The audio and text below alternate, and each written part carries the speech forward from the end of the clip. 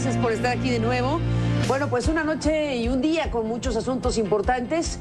Déjeme iniciar este programa hablando de lo que se ha confirmado tristemente, el cuerpo de Anabel Flores Salazar, la periodista reportada como desaparecida. Ayer en Mariano Escobedo, ya el gobierno de Veracruz ha dicho que su cuerpo fue localizado por autoridades del vecino estado de Puebla, a la altura del kilómetro 1580 en la carretera rumbo a Oaxaca, plenamente identificado por sus familiares. Han localizado el cuerpo de Anabel Flores, esta periodista veracruzana desaparecida en esta localidad. Ya la identificación del cuerpo y la entrega del mismo, pues se ha realizado con los protocolos correspondientes. Estaremos siguiendo muy de cerca esta historia que desde luego se suma a los casos de otros periodistas que en México lamentablemente han desaparecido y o asesinado en los últimos años en México.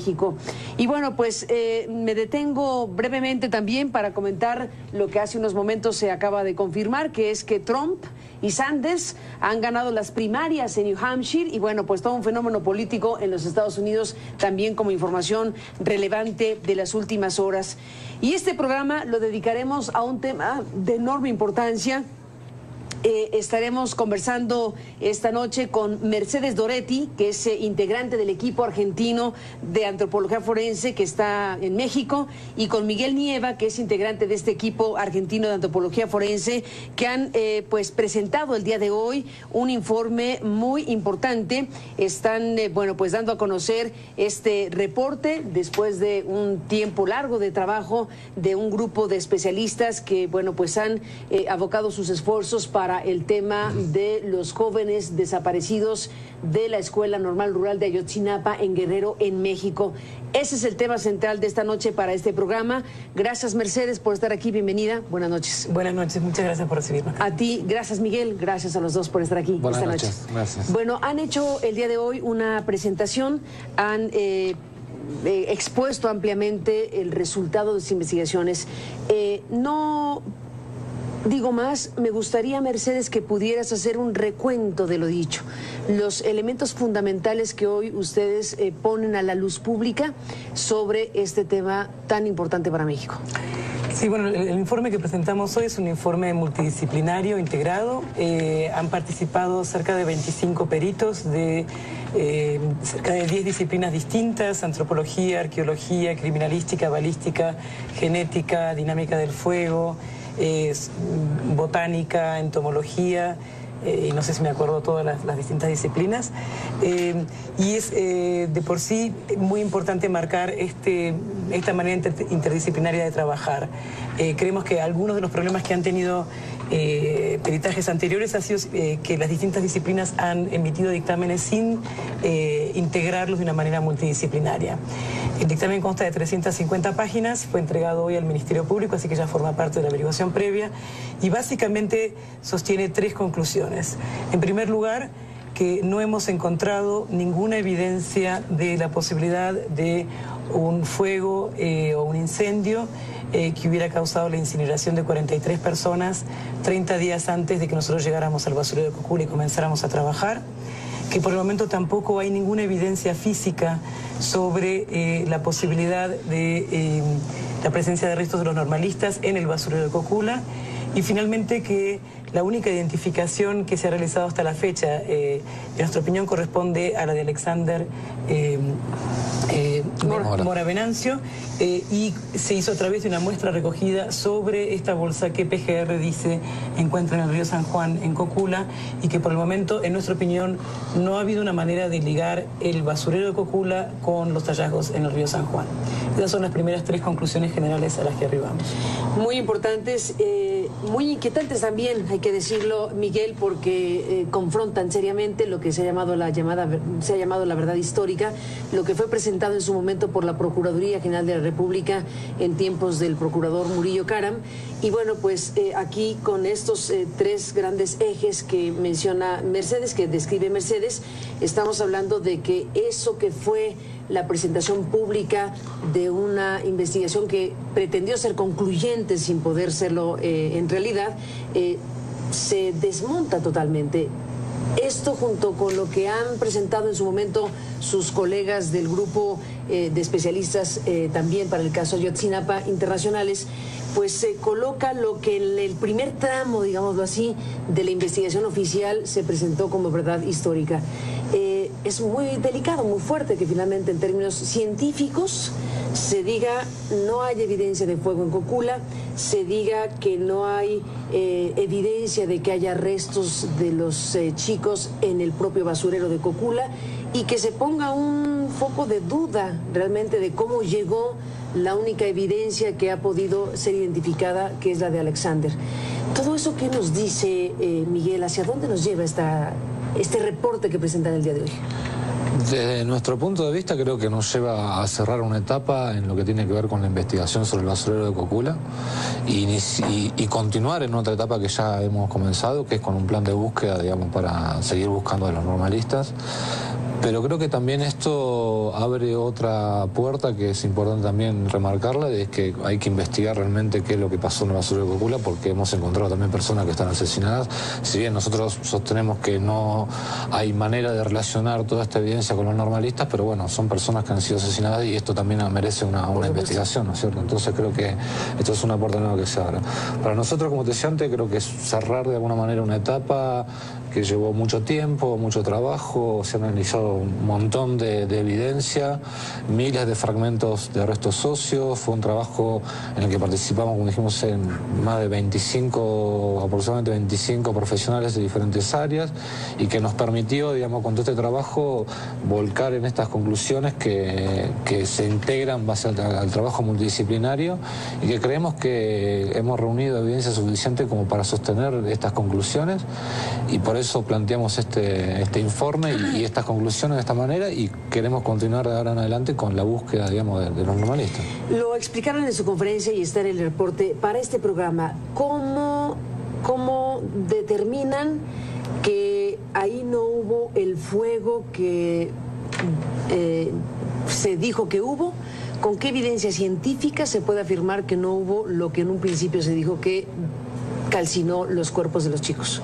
Sí, en primer lugar, uno de los elementos que tomamos fue la multiplicidad de fuegos que ha habido en ese basurero. Es decir, una de las diferencias, en todo caso, con el peritaje anterior del PGR es que en donde toda la evidencia que se encontró allí se interpretaba en esa famosa conferencia de prensa que hace el entonces procurador Murillo en enero del 2015, todo lo que se encontraba allí se interpretaba necesariamente como proveniente de un único fuego y que ese fuego había sucedido entre el 26 y la noche del 26-27 del 2014, de septiembre de 2014. A través de distintas imágenes satelitales y a través también de la observación de la estratigrafía del suelo en el basurero de Cocula, en el área particularmente donde se encontraron los restos óseos, observamos, entre otros elementos que tomamos para esto, la multiplicidad de eventos de fuego en el basurero de Cocula en los últimos años y la imposibilidad de separar los distintos elementos o evidencia biológica y no biológica que encontramos en el lugar a estos distintos fuegos. Por el otro lado, específicamente, uno de los elementos importantes que tomamos para establecer que 30 días antes de nuestro arribo al basurero de Cocula no había habido un incendio de las proporciones requeridas para la generación de 43 normalistas, en gran medida tuvo que ver con la vegetación. Tres tipos de elementos en la vegetación circundante, la vegetación de plantas que crecieron, que encontramos alrededor de los restos, y los tocones, que son estos troncos pequeños todavía con la raíz en la tierra, donde me gustaría que Miguel explique un poco más ampliamente. Bueno, como decía Mercedes, hemos tomado estos tres aspectos de la vegetación circundante a lo que nosotros denominamos la retícula principal, donde está la mayor concentración de restos. Y bueno, una de las primeras cosas que se analizaron básicamente fue que la vegetación grande que estaba alrededor del lugar no mostraba ninguna señal, digamos, de haber estado expuesta al fuego, lo cual es un indicador, digamos, bastante importante. Para eso, en nuestro dictamen que presentamos hoy, usamos como ejemplo las fosas que se trabajaron en Cerro Pueblo Viejo, digamos, donde se encontraron varias personas cuando se inició con la búsqueda de los normalistas, donde se ve que claramente hay una de las fosas donde los cuerpos estaban quemados y se ven claramente las señales de fuego que se ven en la vegetación digamos, perimetral. Después, bueno, vegetación que estaba dentro de la retícula también principal, que fue organizada por una botánica que pudo establecer, digamos, su tiempo de desarrollo y demás. Se analizaron en total 20 muestras, de las cuales 18 tienen un tiempo de desarrollo que va de los 3 a los 5 meses, es decir, empezaron a crecer entre junio y agosto del 2014. Otra planta tiene unas semanas, digamos, de desarrollo, y la última tiene más de 2 años de desarrollo. Digamos, estas plantas tendrían que haber tenido alguna seña o alguna alteración térmica, digamos, por la exposición al fuego, que no fue observada ninguna de ellas. Y el otro punto que se tomó en cuenta también son los tocones, que decíamos que, bueno, justamente eso, cuando uno corta una planta y queda ese tronquito, digamos, en la tierra, a eso generalmente en botánica se le denomina tocones, y estos tocones también, que están, digamos, de 17 tocones que se analizaron, 14 están dentro de la retícula y 3 en el perímetro, y esos tocones no mostraban tampoco ningún signo. Uno solamente de ellos presentaba algunos signos de alteración térmica, que es el tocón, nosotros denominamos tocón 12, que está dentro de la cuadrícula F8, que sí mostraba unas pequeñas alteraciones térmicas en la superficie de corte o en la marca de corte, que también nos estaba indicando de que en el lugar también se habían llevado múltiples fuegos, o al menos 2 eventos de fuego distintos, digamos, de lo que estamos, digamos, hablando, ¿no? Y este tocón tiene la particularidad de que además se encuentra rodeado de restos óseos completamente carbonizados y calcinados, lo cual también nos da la pauta de que se tiene que haber producido el fuego con la quema de estos restos, transcurrir un tiempo, digamos, necesario para que este tocón crezca entre medio de todas estas plantas. El tocón luego fue cortado, transcurrió un tiempo importante también para el desarrollo de este tocón hasta ese nivel, y luego de eso, de que el tocón fue cortado, se produjo otro fuego de mucha menor intensidad que dejó estas señales de exposición al fuego en la superficie de corte y demás. Entonces esto también nos da la pauta de que los restos con los que estamos trabajando en esta zona, que era una de las zonas que está muy cerca de la zona de mayor concentración de restos óseos, tiene mucho más tiempo de 30 días que el tiempo que tiene la planta, digamos, de crecimiento, ¿no? Déjenme, Mercedes, Miguel, hacer una pausa y regresamos. Hay muchos elementos, no nos dará tiempo de revisar todos ellos, pero les adelanto que será importante escucharlos sobre cosas que generan una gran preocupación sobre qué sucedió con esa muestra que resultó ser de Alexander Mora, que fue encontrada y que, según la descripción que ustedes hacen, sobresalía de las demás, digámoslo así. Queda una duda importante respecto a cómo llegaron incluso esos elementos. Ustedes dicen, bueno, la Procuraduría General de la República nos llamó una vez que ya estaban al lado del río esos elementos, esos restos. ¿Qué han encontrado y qué arroja el estudio, los análisis científicos que ustedes tienen, por un lado, respecto a esos restos encontrados y particularmente a esa muestra? Ya no se diga, más adelante los escucho, de los casquillos encontrados en un puño, muy particularmente identificados como algo que pudo haber sido sembrado, que da idea que pudo haber sido sembrado en un lugar que no estuvo resguardado apropiadamente, que es precisamente lo que ustedes también están presentando como parte de sus conclusiones. Después de la pausa, regresemos con estos otros elementos que forman parte de este informe, que está disponible para quien lo quiera leer completo. Desde luego está ya pues circulando en este día, y volvemos con Miguel y Mercedes para seguir escuchando.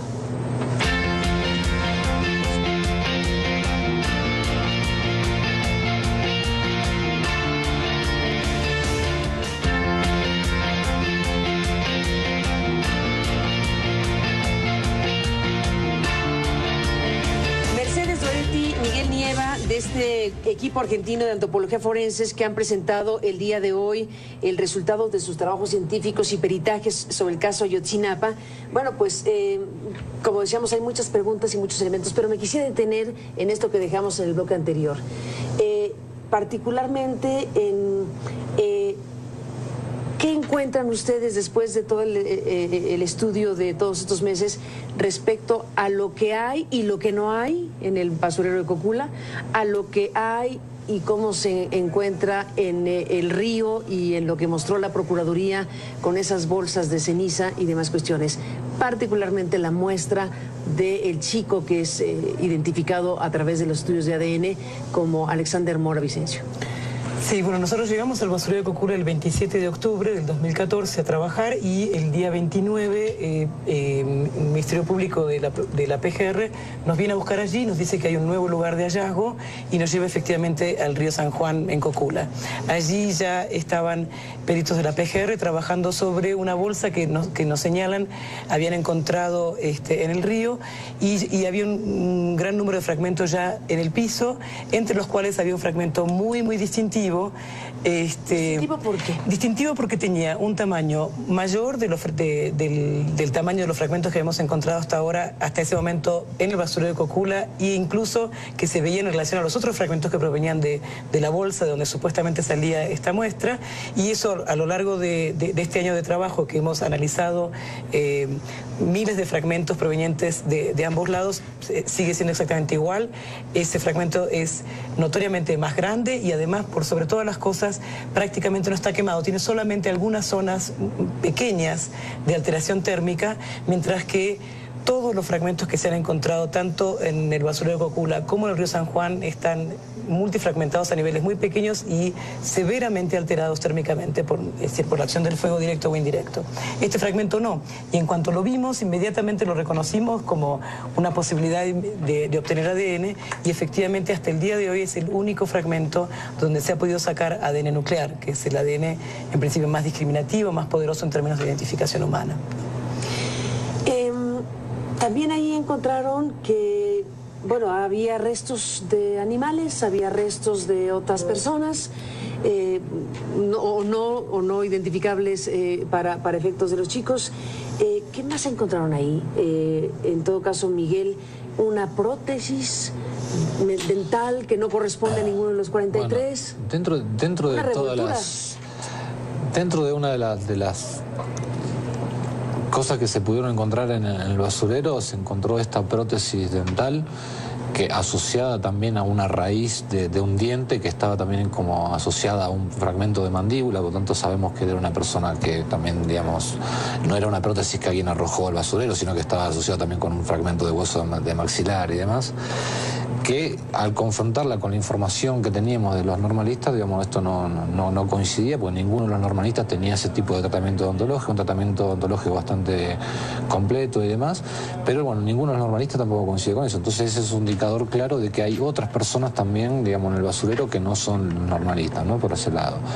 Y después, bueno, también hubo un montón de elementos que se fueron analizando, como también se le notaron, cuando hablamos de las plantas, también se le recolectaron insectos y demás, pero uno de los puntos de los cuales los insectos nosotros no consideramos también tenerlo en cuenta es porque justamente al tener, digamos, múltiples eventos de fuego, digamos, no sabemos cuántas personas, digamos, realmente fueron asesinadas en ese lugar y cremadas, tener también encontrar, por ejemplo, excremento de animales también en la superficie cuando llegamos y demás, encontrar restos también de fragmentos óseos también de animales en el lugar, digamos, estos insectos, digamos, que se pueden utilizar para estribar lo que nosotros determinamos el intervalo mortal, digamos, saber cuánto tiempo más o menos un cadáver está expuesto en el lugar y demás.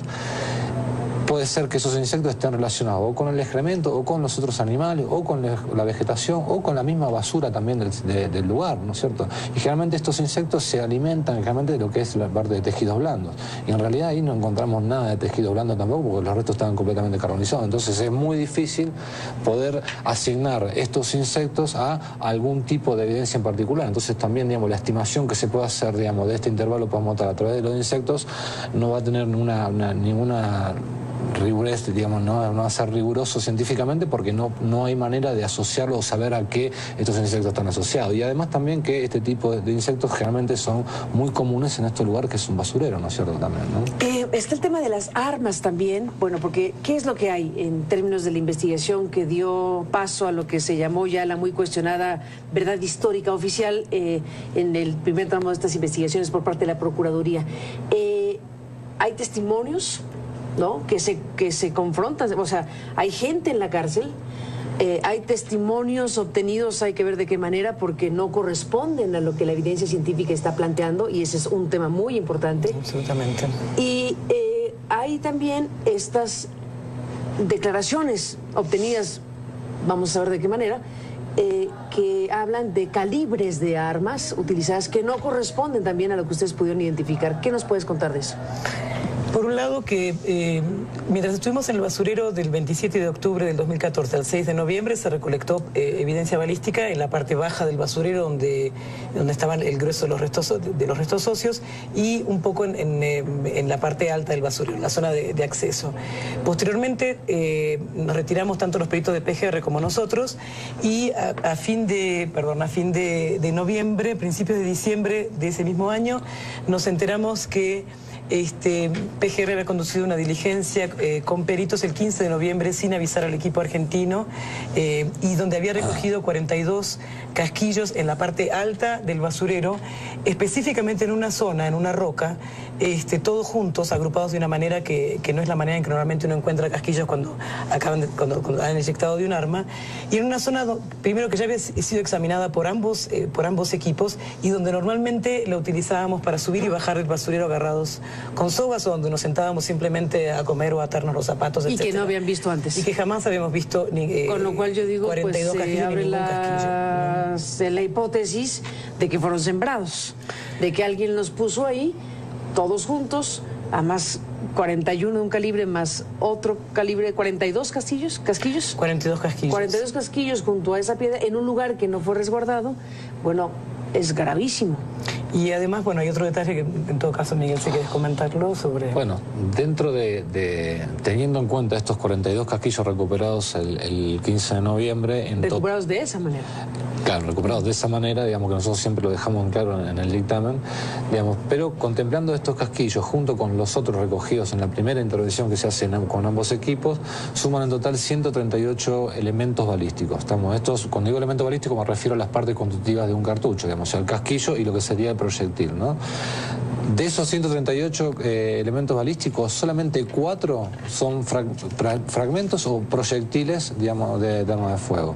Los otros hay 2 cartuchos completos y 132 casquillos de diferentes calibres. De esos 132 casquillos lo que hicimos fue analizarlos con un técnico, un experto en balística que trabajó con nosotros, que de Colombia, y lo que logramos determinar a través de este análisis fue que de la totalidad de estos 132 casquillos, determinamos que hay 39 armas diferentes involucradas, que fueron las 39 armas que dispararon estos casquillos, a través de la comparación, digamos, ¿En microscopia. tiempos identificables? Ahora llego a esa parte que también es importante, digamos, pero 39 armas, cuando digo 39 es el número mínimo, porque puede ser que haya más, digamos, porque muchos de los casquillos tenían un grado de oxidación bastante alto que no permitió hacer esta comparación microscópica, ¿no? Este grado de oxidación, justamente los casquillos, este grado de oxidación diferencial también es un indicador de que se puede dar una oxidación por el fuego, que es una oxidación, lo que llamamos generalmente una oxidación rápida, o la oxidación que sea por estar a la intemperie, que lo llamamos siempre una oxidación lenta. Este tipo de oxidación diferencial también nos está indicando de que pueden haber sido depositados en diferentes momentos, ¿no? Por otro lado. Entonces esto también es otro indicador de que puede haber múltiples eventos también en el lugar. De estos 132 casquillos que se analizaron, se logró determinar que pertenecían a 39 armas que produjeron, los cuales lo dispararon, de las cuales, si hacemos un estudio, digamos, porcentual, el 87%, digamos, de estos casquillos no se condicen con lo que dicen los inculpados en las testimoniales. O sea, tenemos un porcentaje, claro, sobre las armas que llevaban. Entonces tenemos un porcentaje muy chico de casquillos que en realidad coinciden con las testimoniales que estaban en el buque de lugar, ¿no? Y la gran parte, digamos, de estos casquillos tiene que ver con fusiles de asalto que en ningún momento ellos dicen, incluso uno de ellos dice que se les ordenó no llevar sus armas largas, ¿no es cierto? Mercedes, Miguel, permítame hacer una pausa, se nos está acabando el tiempo, regresamos en la parte final.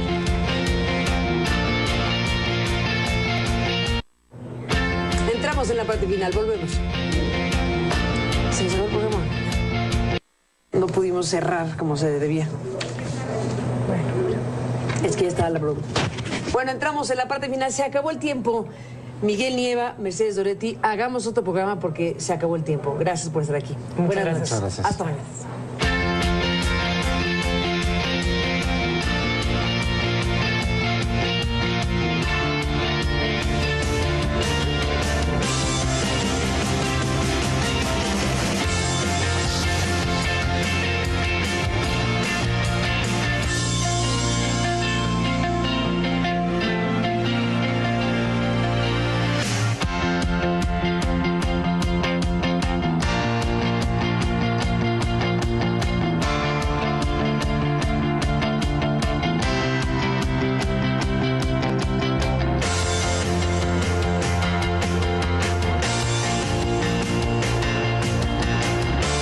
han desaparecido y o asesinado en los últimos años en México.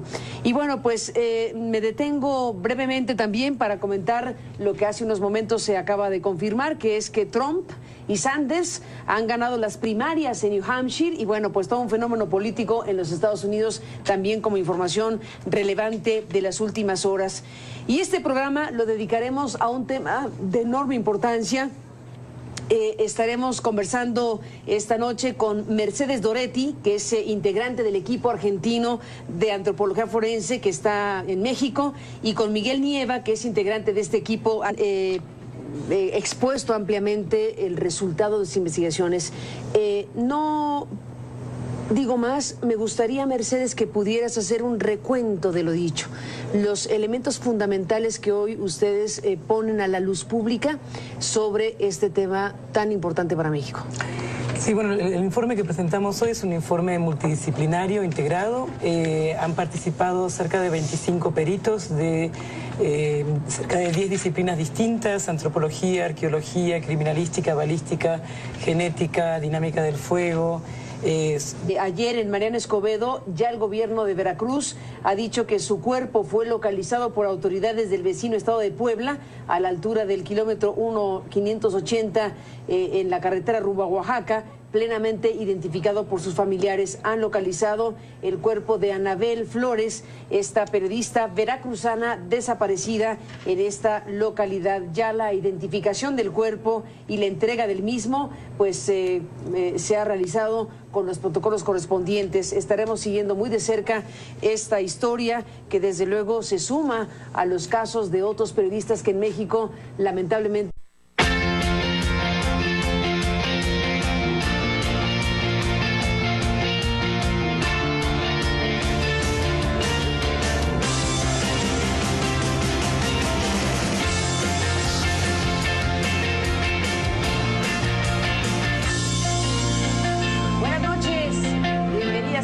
gracias por estar aquí de nuevo.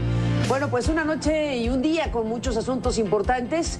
Déjeme iniciar este programa hablando de lo que se ha confirmado tristemente: el cuerpo de Anabel Flores Salazar, la periodista reportada como desaparecida, argentino de antropología forense, que han pues presentado el día de hoy un informe muy importante. Están bueno, pues dando a conocer este reporte después de un tiempo largo de trabajo de un grupo de especialistas que bueno, pues han abocado sus esfuerzos para el tema de los jóvenes desaparecidos de la Escuela Normal Rural de Ayotzinapa en Guerrero, en México. Ese es el tema central de esta noche para este programa. Gracias, Mercedes, por estar aquí. Bienvenida. Buenas noches. Buenas noches. Muchas gracias por recibirme. A ti. Gracias, Miguel. Gracias a los dos por estar aquí esta noche. Buenas noches. Gracias. Bueno, han hecho el día de hoy una presentación.